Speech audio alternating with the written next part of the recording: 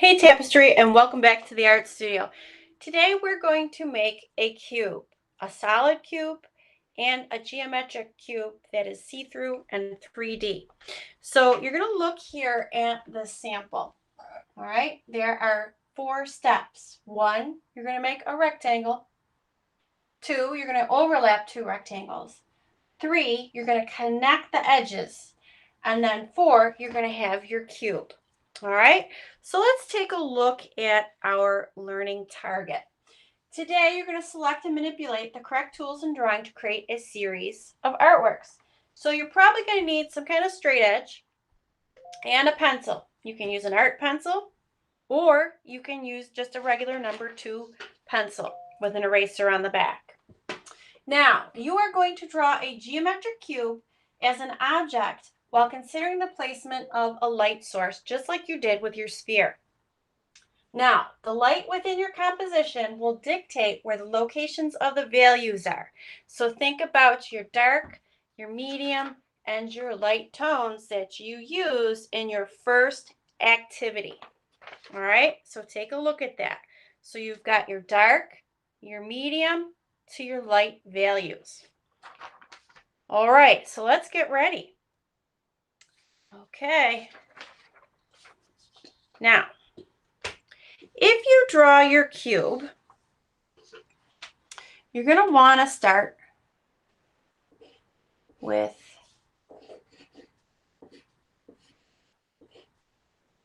your basic square. You're going to take that square and you're going to overlap it. So we've got 2 overlapped. You're then going to connect that to the corners. See how we connected those corners? Now you're going to connect it here. Okay, so this is a cube that you can see through. We're going to make a solid one for our final exercise. All right, so here we go. So take your ruler and let's start to make that cube. All right, so there's my first line, nice and crisp.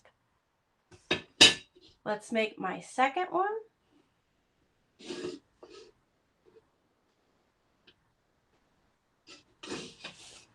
Now, the first time I do this, I'm going to do it light because I'm going to want to go back in and edit. So this isn't too dark. Now, I'm going to want to take a little tail on the end, almost like a kite string. All right, see that? So here is my box, and then here is this little kite string. I'm going to take my ruler, and I'm going to follow the same angle, and I'm going to attach it up at the top. So I have my 2 lines. First was my kite tail, and then second was my other one. And I made sure that this is the same angle as the other. So now down here, I'm going to have to make the same angle as the kite tail. So I'm going to line that up, and I'm going to bring that down. All right. Now, this is where it gets a little tricky. Notice my line here. I'm going to have to move that this way so that that's where I cut that off. So you want to make your line level to the other one. And then we're going to do the same thing over here. So whatever I have here is going to go up there. So let's take this and let's float this up. There. So now I have my cube, but I have these little things hanging off. If I wanted this to continue, I could actually make this cube keep going. So that almost looks like math blocks. Well, I have to get rid of these. So I'm going to take my eraser and erase those off. I'm going to select the correct materials that I need to be successful in this drawing. All right, so here we have a solid cube. It is not see-through like the first one I showed you in that drawing sample over here. So if you look, you could see through this, whereas this one here is solid. I want you to take your ruler and I want you to draw a horizon line behind your cube. All right, so there you have it. My cube is sitting on a table It's not floating. Well, what we have to do is we have to create some values now. We have to determine where this light source is coming from. And if you look here, the light source is hitting it here. This is your brightest area. This is your darkest area. And here is your shadow. So let's create our values on our cube. Here we go. So here is the darkest area.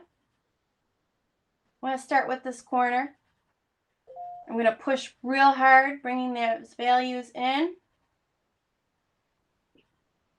Kind of curved. It almost looks like a mouse hole if I were to keep going. And that's going to be dark. And it's gradually going to come down and it's going to get lighter. We want that medium value on there. So you can start to see it's getting a little lighter right here. And I'm going to continue to get a little lighter because as I'm moving closer this way, I'm getting closer to the light source. So I'm bringing that in, getting lighter, easing up on the pressure, getting even lighter. We want it to be a nice gradual fade. Okay, so it's getting lighter, dark, medium, light. And once you get so light you can't get any lighter, that's when you're going to start to use your finger as a smudging tool. You can use a paper towel, you can use toilet paper, or you could just use your finger. All right, so let's blend that in,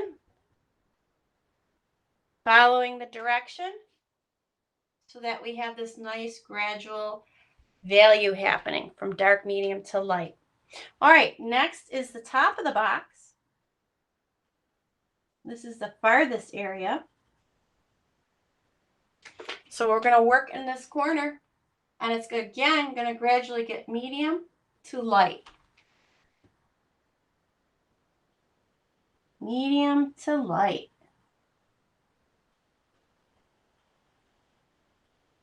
Getting lighter, coming closer to the light source. Fading it, transitioning it. And once you get so light,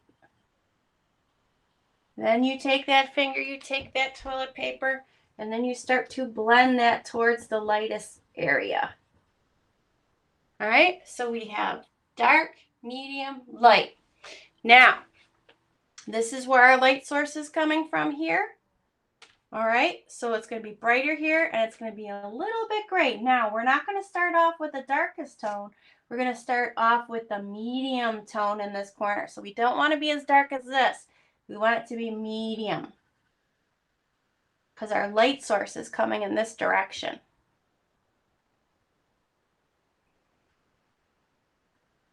So you want to go very light, like a whisper line, as we come closer to that edge, that corner of that light source. All right, so very medium, getting lighter. Once you can't get it any lighter, take that finger and start to drag that out. So you'll have a nice value happening, a nice transition. Now we have to think about, where is that value shadow going to go in the background? Before when you did your sphere, you had a nice kind of oval. This is going to be a more rectangular shape. And as it gets farther from the cube sidewall, it's going to get lighter. And that's going to fade. Darker as it's closer. And it's going to fade. Take your finger, start with your darkest area, and then start to fade it out. So here's your shadow. All right, make sure you go in, you look to see what your glows are, your grows are, what your strength is, what your challenges is. If you do not have a nice transition, you're going to want to go back and edit that. If you have any areas that are hanging off, from when you did your rough draft. Just go back in and add your value. If you decide that you want to add some value in the background, you can add some value in the background. If you want to add some value in the foreground, you can do that. You can take your smudgy finger, go in. You can personalize this cube once you have completed the task. So you can think about that. Then I want you to reach out to me if you have any questions with office hours, if you're struggling, or you want feedback on how to make this stronger.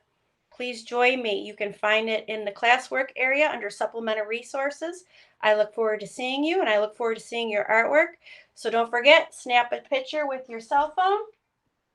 Once you snap your picture with your cell phone, then you can send it right to your Google Classroom using your Google Classroom app. Have a great day.